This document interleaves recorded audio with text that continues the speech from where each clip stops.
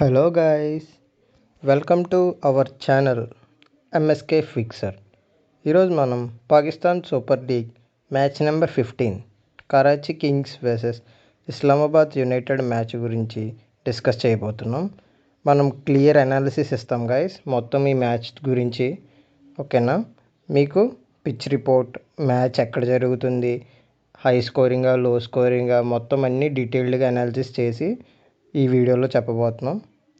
First, ఈ match Karachi stadium, national bank cricket అరేనాలో జరుగుతుంది పాకిస్తాన్లో. మ్యాచ్ నైట్ 7:30కి స్టార్ట్ అవుద్ది గైస్. ఈ పిచ్ కూడా లాస్ట్ మ్యాచెస్ లాగే మొత్తం ఫుల్ బ్యాటింగ్ సపోర్ట్ చేసే పిచ్ గైస్. సో మనం ఈ మ్యాచ్లో కూడా హై స్కోర్ ఎక్స్పెక్ట్ చేస్తున్నాం. ఈ మ్యాచ్లో కూడా బౌలర్స్కి ఎటువంటి అనుకూలత ఉండదు, మొత్తం బ్యాటింగ్ పిచ్చే గైస్. అలాగే మనం లాస్ట్ 5 మ్యాచెస్ చూసుకుంటే కరాచీ లాస్ట్ 5లో 3 విన్ అయింది. ఇస్లామాబాద్ యునైటెడ్ లాస్ట్ 5 మ్యాచెస్లో 1 మాత్రమే విన్ అయింది. కంటిన్యూస్గా లాస్ట్ 3 మ్యాచెస్ ఓడిపోయింది.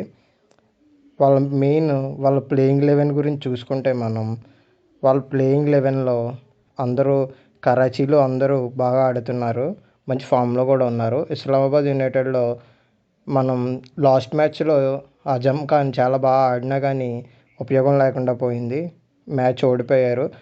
బ్యాటింగ్ పరంగా బౌలింగ్ పరంగా బాగానే ఆడారు కానీ మ్యాచ్ లాస్ట్ దాకా వచ్చి ఓడిపోయారు. సో ఈ మ్యాచ్లో అలా జరగదని అనుకుందాం మనం. అలాగే మనం హెడ్ టు హెడ్ రిపోర్ట్స్ చూస్తే కరాచీ టూ టైమ్స్ విన్ అయింది, ఇస్లామాబాద్ యునైటెడ్ 8 టైమ్స్ విన్ అయింది లాస్ట్ 10 మ్యాచెస్లో చూస్తే. ఓకేనా గైస్, ఇది మా అనాలిసిస్. ఈరోజు మా ప్రెడిక్షన్ ఏంటంటే ఖచ్చితంగా కరాచీయే విన్ అవుద్ది గైస్. ఓకేనా? మీకు కనుక ఈ వీడియో నచ్చినట్టయితే లైక్ చేసి సబ్స్క్రైబ్ చేసుకోండి గైస్ మా ఛానల్లో. కామెంట్ కూడా చేయండి, అలాగే మీ ఫ్రెండ్స్కి కూడా షేర్ చేయండి.